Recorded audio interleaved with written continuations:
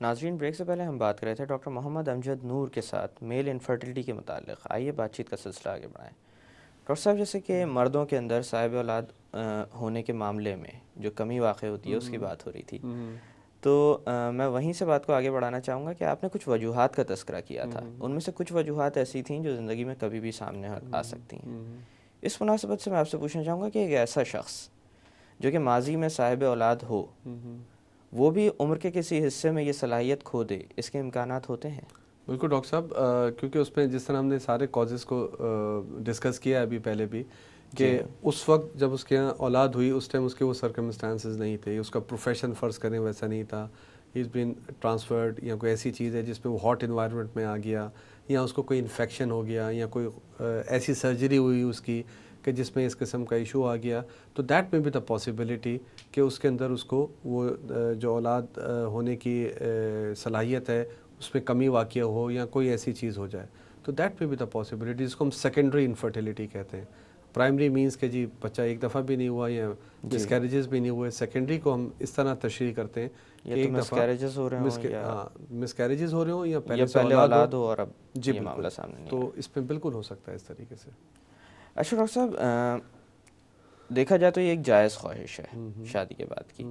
جو لوگ آپ سے رجوع کرتے ہیں وہ آپ تک پہنچنے میں کتنا نقصان اٹھا چکے ہوتے ہیں، یا ان کی اس جائز خواہش کا ناجائز فائدہ کتنا اٹھایا جا چکا ہوتا ہے؟ That's you absolutely right. دیکھیں، اگر ہم اب تو I really pay thanks to all the media and you people کہ ہم یہ اویئرنیس اب ڈیولپ کرتے شروع کر دی ہے، مگر اس سے پہلے اگر ہم کچھ عرصے پہلے جائیں تو لگتا یہ تھا کہ اس قسم کا علاج جو ہے وہ میڈیکل سائنس میں ہے ہی نہیں. حکیم جی، بابا جی، وہ ایک کوئی دائی محلے کی، یا وہ سب جن کے اشتہار دیواروں پر لکھے ہوتے ہیں وہ ایک بڑی اچھی ایک ہوتی ہے کہ جیسے ہی آپ کسی شہر کے اندر انٹر ہو رہے ہوتے ہیں ٹورڈز دا ریلوے ٹریک، تو آپ کو لگی ہی رہا ہوتا ہے کہ لیکوریا کی شکایت، تو بانجھ پن کی شکایت، اولاد کی شکایت، تو یہ آپ کو دیواروں پہ لکھے نظر آ جاتے ہیں. دیٹس آئی ٹوٹلی ایگری کہ اتنی چیزیں ہیں اس کے اندر.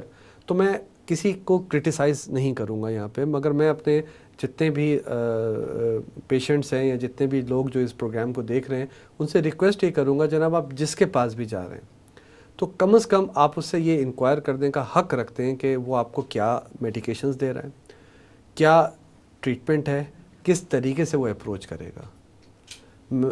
جس طرح ہم پھر لوگ کہتے ہیں کہ جناب ہمارے اندر اتنی سمجھ نہیں ہے، فرض کریں کوئی دیہات کا کوئی پیشنٹ ہے، ساری چیزیں، تو میں ان سے یہ کہتا ہوں کہ جناب آپ بازار جاتے ہیں اپنی ضرورت کی کوئی چیز خریدنے، آپ ایک دکان پہ تو رکتے نہیں ہیں، آپ 10 دکان کو سروے کرتے ہیں، پھر جا کے کوئی چیز لیتے ہیں. تو جب اللہ میں نے ہمیں اتنی صلاحیت دی ہے ان ساری چیزوں کی، تو اپنی صحت کے بارے میں ہم کیوں اتنا کانشیس نہیں ہیں؟ تو ہمیں ضرور پوچھنا چاہیے. آپ کسی بھی حکیم، کسی بھی ہومیوپیتھ، واٹ ایور، جس کے پاس بھی جا رہے ہیں آپ اس سے پوچھیں ضرور. آج کل انٹرنیٹ موجود ہے، میڈیا موجود ہے، اخبار ہیں، رسائل ہیں، اتنی ساری چیزیں جو آپ کو انفارمیشن دے سکتی ہیں. بھی آپ پریویس پیشنٹ سے بھی کانٹیکٹ کر سکتے ہیں کہ بھائی کتنے سکسیزفل رہے، کتنے نہیں رہے. بالکل. اب میرے پاس پیشنٹ آتے ہیں، بولتے ڈاکٹر صاحب کسی پیشنٹ کا کانٹیکٹ نمبر دے دیں جو آپ کے انڈر ٹریٹمنٹ تھے، ساری چیزیں تھا. تو اب آپ کو شاید ہلکا سا تھوڑا سا اس وقت امبیرس لگے، مگر اگر آپ اس کی جگہ پہ رکھ کے سوچیں تو ظاہر بات ہے کہ اس معاملے میں اتنا ان کانفیڈنس ہے کہ پیشنٹ کو کانفیڈنس دینا بہت ضروری ہے. اور ویسے ہی اب تو آج کل ہم ایک ایسے دور میں رہ رہے ہیں جہاں پر لوگوں کا دواؤں پر سے اعتبار اٹھتا جا رہا ہے. تو بالکل، آج کل تو جس طرح کی ساری چیزیں چل رہی ہیں، تو میرے خیال میں یہ پیشنٹ کا رائٹ ہے اور پیشنٹ کو اپنا رائٹ یوز کرنا چاہیے. ہم بڑے آسانی سے کہہ دیتے ہیں جناب ہم تو گئے تھے، اس نے یہ ساری چیزیں دے دیں اور اس طرح ہو گیا، فلاں ہو گیا. ٹھیک ہے، مان لی بات کہ ہم اور آپ اتنے زیادہ اسٹریس میں ہوتے ہیں، مگر یہ ہمارا رائٹ ہے کہ ہمیں سوچنا چاہیے جس طرح ہم دوسری چیزوں کے بارے میں سوچتے ہیں کہ جو ہم علاج لے رہے ہیں، جو ٹریٹمنٹ لے رہے ہیں، ٹیسٹ کہاں سے کرا رہے ہیں، اس کا کیا پروٹوکول ہے. تو اس کے لیے ہمیں تھوڑا سا کانشیس لیول اپنا بڑھانا پڑے گا. اچھا ڈاکٹر صاحب، تشخیص کے بارے میں تھوڑا جاننا چاہوں گا کہ مردوں کے حوالے سے اگر دیکھا جائے تو مردوں میں یہ نسبتاً آسان ہوتی ہے یا خواتین میں؟ دیکھیں، آسان تو میں نہیں کہوں گا. ٹریٹیبل کی بات کریں کہ مردوں کے اندر ہر کوئی ٹریٹ کر رہا ہوتا ہے. نہیں، میں تشخیص کے حوالے سے یہ بات کرنا چاہ رہا تھا کہ یہ کمی کس میں ہے، یہ جب آپ پتہ لگانے کی کوشش کرتے ہیں کپل میں، کیونکہ عموماً جوڑے ایک ساتھ آتے ہیں. بالکل. اور نارمل پریکٹس یہ ہے کہ مرد کا کوئی ٹیسٹ نہیں کروایا جاتا, خواتین کے بے شمار ٹیسٹ کروا دیے جاتے ہیں. میں اس حوالے سے پوچھ رہا ہوں. بالکل بالکل, بہت ہی یعنی جو کلاسیکل ٹیکسٹ بکس ہیں اس کے لیے, تو اس کے اوپر بالکل فٹ نوٹ لگا ہوا ہوتا ہے کہ مرد کی سیمن انالیسس سے پہلے عورت کا کوئی بھی انویسو ٹیسٹ نہیں ہونا چاہیے. انفارچونیٹلی ہمارے ساتھ یہ ہوتا ہے کہ خواتین کے لیپراسکوپی بھی ہو گئی, بالکل, وہ اس طرح کے انویسو ایکس ریز ہو گئے, دنیا جہان کا ہارمون ٹریٹمنٹ مل گیا, اور پتہ چلا کہ جی مرد کو دیکھا گیا, جناب ان کا تو کوئی ٹیسٹ ہی نہیں ہوا, وہ تو کراتے ہی نہیں, ڈاکٹر نے کہا نہیں, فلاں نے نہیں کہا. تو بالکل یہ بہت امپورٹنٹ پوائنٹ ہے جس کو میں سیمن انالیسس کو ہمیشہ $100 ملین ٹیسٹ کہتا ہوں, اگر صحیح جگہ سے ہو, کہ ایک سنگل ٹیسٹ پہ ہمیں دنیا جہان کی انفارمیشن مل جاتی ہے, اور صحیح جگہ سے. ایک پیٹرن ہے, WHO کا ایک کرائٹیریا ہے جس کے بیسس کے اوپر سیمن انالیسس کو آپ انٹرپریٹیٹ کرتے ہیں. تو وہ انالیسس انٹرنیٹ کے اوپر ہر جگہ اویلیبل ہے. WHO 2012 سیمن انالیسس ڈالیں, آپ کو ساری چیزیں مل جائیں گی کہ کس پیٹرن پہ ہوتا ہے. تو جو لیبارٹری اس پیٹرن کو فالو کر رہی ہے, اسی پیٹرن کو ہمیں فالو کرنا ہے. اور جس ڈاکٹر کے پاس پیشنٹ جا رہا ہے اس سے پوچھیں گے تو وہ ڈیفینیٹلی گائیڈ کر دے گا کہ جناب دیز آر دا پلیسز جہاں سے آپ جا کے اپنا ایک پراپر ٹیسٹ کرائیں, تاکہ اس کے بیسس پہ ہم آگے بڑھیں. کیونکہ پتہ چلا مرد کی رپورٹ بہت ہی خراب ہے, عورت از ایبسولوٹلی نارمل, تو پھر علاج عورت کا تو نہیں ہونا چاہیے نا, یہ زیادتی ہے. اچھا ڈاکٹر صاحب, کچھ معاملات ایسے ہوتے ہیں جن پر اخلاقی طور پر بات کرنا صحیح نہیں ہوتا, اور ایسے معاملات کے ساتھ المیہ یہ ہوتا ہے کہ جب ایسے معاملات ایگزسٹ کرتے ہیں یا یہ پرابلمس ایشوز موجود ہوں, تو ان کے ساتھ المیہ یہ ہوتا ہے کہ ان کے بارے میں بے شمار مفروضے ڈیولپ کر لیے جاتے ہیں. بالکل صحیح کہہ رہے ہیں.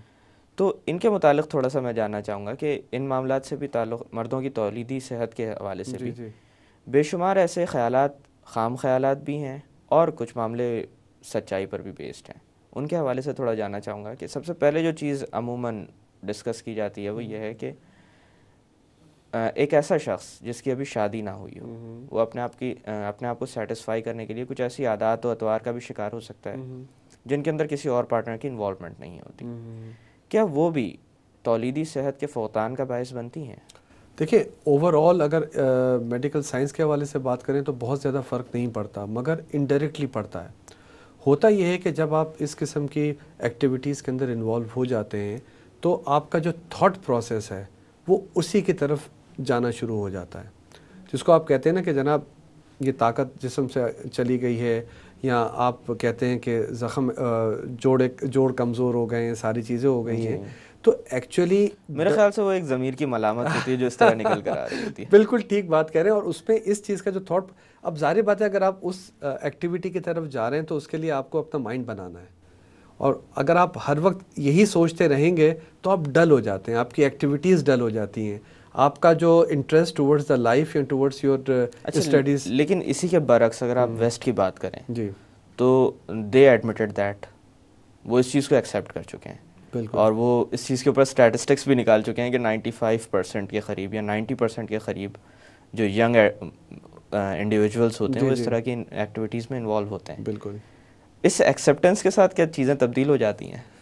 سر دیکھیں, تبدیل نہیں ہوتی. اگر میں نے وہی والی بات کی نا, اگر آپ کانفیڈنس میں لے کے کسی کو اگر آپ ڈسکس کریں چیزیں تو زندگی بڑی آسان ہو جاتی ہے, آپ کی بھی اور اس شخص کی بھی جو آپ کے پاس اس پرابلم کے لیے آیا ہے.